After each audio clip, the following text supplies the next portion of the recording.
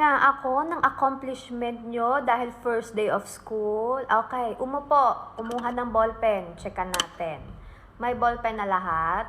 Okay. Checklist number 1. Nakapag-selfie ba or nakapag-picture sa first day of school? Tapos ini-upload. May nakalagay na, first day of school, check. Outfit, check. Ganon. If nagawa yon, check. Accomplish agad.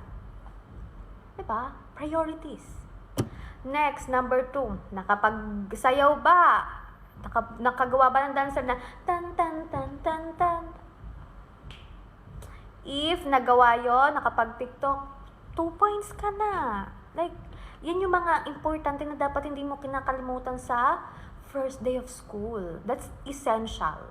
Okay? Okay, next, number 3. Kompleto ba ang makeup kit? Okay lang na walang pencil basta merong eyebrow pencil. Okay lang na walang papel basta merong lipstick. Diba? Priorities. Again, dapat alam niyo kung ano yung priorities. Okay, perfect. So, ano lang score mo? 3 points ka na. Hanggang 5 lang to. Pasado ka na agad, girl. Ganon.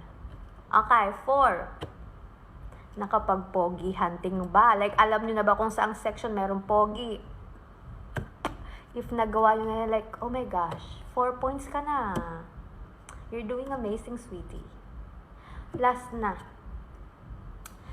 Nakapag-introduce yourself ba? Like yung tipong, meron ka nang sasabihin sa isip mo, kaso kinabahan ka, tapos nahiya ka, hindi mo nasabi lahat. Okay.